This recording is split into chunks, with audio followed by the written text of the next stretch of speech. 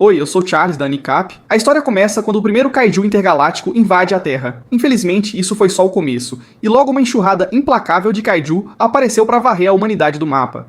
Para enfrentar essa ameaça de fim do mundo, a humanidade reuniu os melhores profissionais e tecnologias de cada país e criou a força anti-kaiju chamada ERDEI. Ela até teve sucesso em algumas frentes, mas os estragos foram grandes e a guerra arrastou-se sem previsão de fim. Até que surge um jovem salvador. Nosso protagonista se chama Tetsuo. Ele observa as outras crianças brincando, é bem tímido e foge quando o convidam para entrar na roda. Um dia, Tetsuo topa com um robô que protesta contra a violência contra robôs. Ele quer seus direitos reconhecidos e se recusa a se autodestruir. O pesquisador-chefe chega e os outros dizem que não conseguem entrar no laboratório. O nome dele é Codica e o robô diz que esse cara é o problema principal. Codica quer que ele se jogue contra os kaiju e se autodestrua. Codica não nega e lembra ao robô que ele é só um protótipo. Vão usá-lo como uma bomba autônoma para eliminar kaiju. Não haverá baixas humanas, então ele chama aquilo de grande inovação. Se conseguirem produzir esses robôs em massa, muda o jogo contra os kaiju. O robô diz que só quer viver, e Tetsuo fica claramente preocupado. Aí começam a soar os alarmes da cidade. Os kaiju estão atacando. Os pesquisadores fogem, mas Tetsuo fica para conversar com o robô. Kojika também ficou porque quer testar um robô que chama de Snowman. Infelizmente avisam que o filho dele entrou no Snowman e assumiu o controle manual. De volta a Tetsuo, vemos que ele está dentro do robô lendo o manual de instruções. O Snowman fica em pânico porque não entende o que está acontecendo. Ele diz a Tetsuo que não deveria estar ali. É perigoso demais.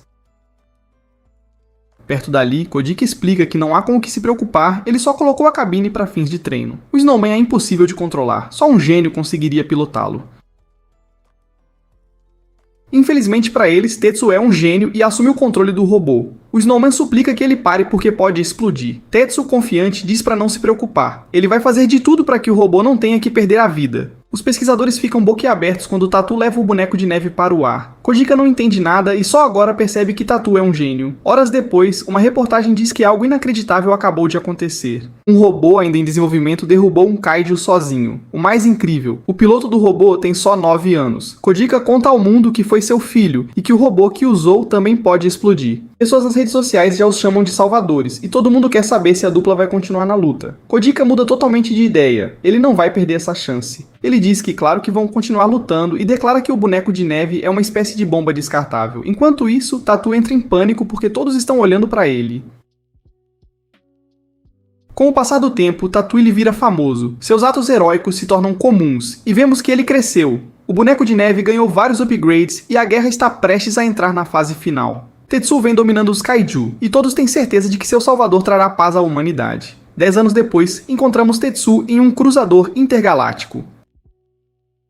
Ele lê um livro sobre 777 passos para fazer amigos. Antes de chegar ao primeiro passo, anunciam que faltam 40 minutos para uma batalha final.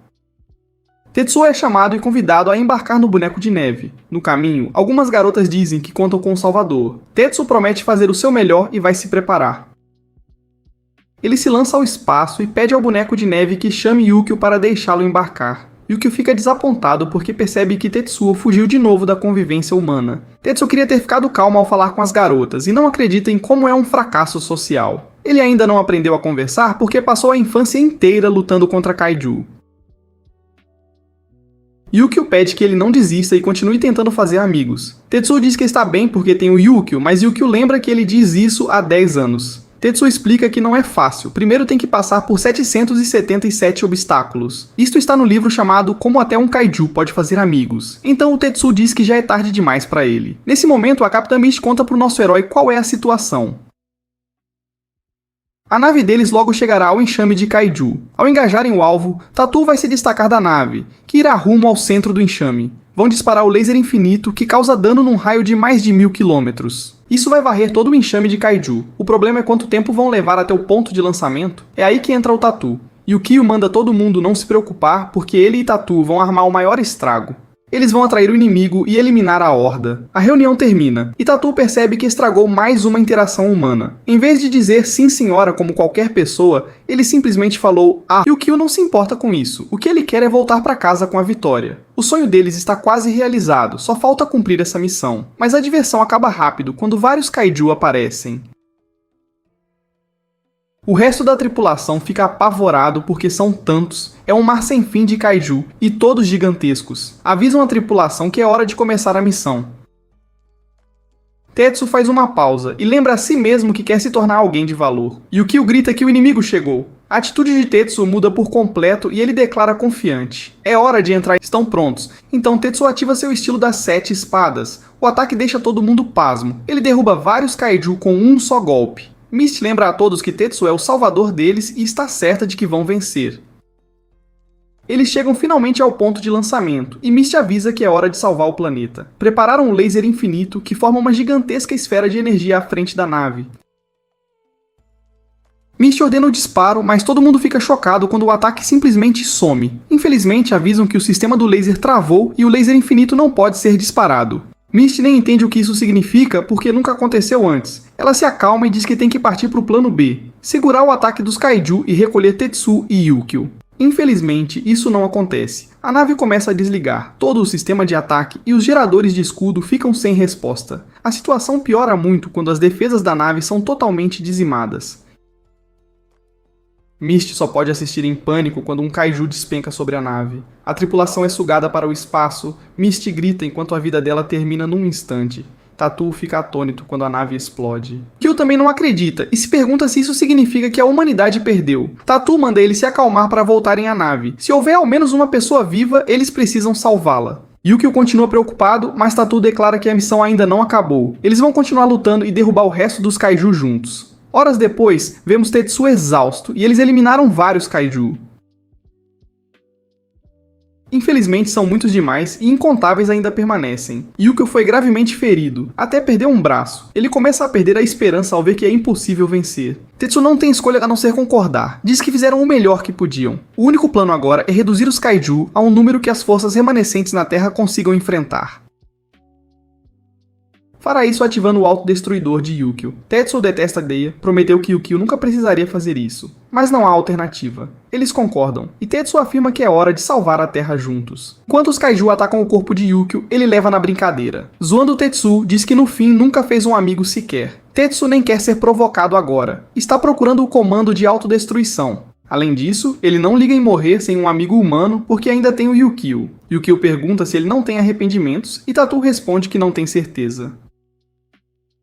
Ele lembra vários momentos da vida, a maior parte dedicada a lutar contra kaiju. Em algum ponto deixou de doer ver os outros com amigos. Parou de ligar faz tempo e diz a Yukio que agora está bem. Ele então agradece ao Yukio por ter ficado com um cara como ele todo esse tempo. Yukio também é grato porque o Tetsu viu nele algo além de uma simples bomba e até lhe deu um nome. Tetsu percebe que Yukio ficou subitamente quieto e ele fica chocado com o que acontece a seguir. Yukio retoma totalmente o controle e explica que se sente culpado por algo. Tetsu tenta desesperadamente reconquistar os controles porque sabe o que Yukio está prestes a fazer. Yukio diz que seu crime foi roubar o tempo dele, forçando-o a passar 10 anos sem viver uma vida normal. Yukio se culpa por ter obrigado Tetsu a enfrentar os kaiju com ele, sem mais nada. Tetsu, em desespero, diz que está bem em ficar ao lado de Yukio e que não escolheria estar com mais ninguém. Ele implora que Yukio lhe devolva os controles, mas já é tarde. Yukio acionou a cápsula de escape de emergência para o Tetsuo, e uma contagem regressiva começa. Yukio declara que jamais deixaria Tetsuo morrer, porque foi Tetsu quem lhe deu vida. A contagem termina, e Tetsuo é lançado em segurança na cápsula de escape. Ele grita para Yukio, sabendo que não pode fazer nada. Yukio revela que seu verdadeiro sonho é que Tetsuo volte à Terra e finalmente viva feliz. Ele diz que quer que ele faça muitos amigos, e Tetsuo começa a chorar. Diz a Yukio para não se preocupar e promete fazer pelo menos 100 amigos. Yukio respira aliviado, essas são suas últimas palavras. A autodestruição de Yukio é ativada, e ela aniquila a horda de kaiju. Um tempo depois, a cápsula desativa o sono criogênico quando Tetsuo chega ao destino. Sua localização atual é a região de Tokai, no Japão. A tela que Tetsuo olha revela que ele ficou em sono criogênico por 8 anos. Tetsuo fica horrorizado ao saber disso, porque significa que se passaram 10 anos desde que deixou a Terra. Tecnicamente é um adulto, mesmo sem ter envelhecido, e se pergunta se conseguirá fazer amigos assim. Tetsuo elabora um plano, trancar-se no quarto em completo isolamento. Assim ele pode passar um tempo coletando informações sobre esse novo mundo antes de sair para fazer amigos. Tetsuo sai da cápsula e fica chocado quando uma multidão enorme começa a aplaudir. O chamam de Salvador, e todos dizem que querem ser amigos dele. Tetsuo não poderia estar mais feliz, e diz a Yukio que cumpriu a promessa. Isso acaba sendo só um devaneio do Tetsuo e ele espera que tudo aconteça assim. Mas infelizmente fica pasmo ao ver como o mundo realmente está, congelado por completo quando devia ser verão agora. A cena é aterrorizante, o planeta inteiro coberto de gelo. Obrigado por assistir meu resumo. Não esqueça de curtir o vídeo.